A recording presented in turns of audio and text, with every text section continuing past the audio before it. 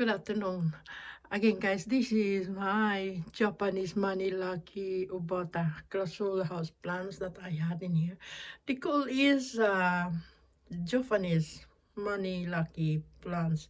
It's a part of a jade plants that I used to have in here into my garden and also in my conservatory. This is what it look like right now. I love the flowers because I think the flowers is really gorgeous and beautiful. And during the morning time, the flowers is a very strong, lovely, beautiful smell, really. And that's the reason why I love it. Pretty lucky that I bring inside because I used to put this outside.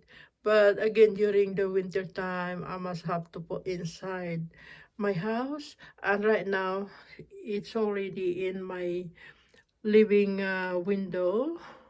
And actually, it's really doing pretty well because it's pretty close into my radiator. And every time I put my heating on, I think they can have a warm temperature into my window.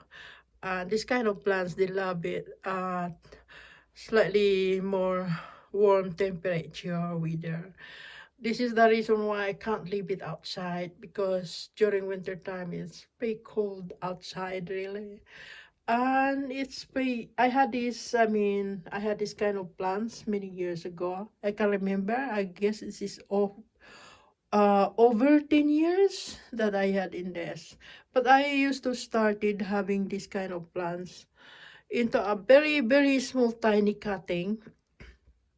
I think the cutting is come from my friends that she was giving it to me. And I can't remember exactly when. But I definitely remember that it was started from the very, very small, tiny cutting without root, just a cutting, and I start planted into a pretty small little pot.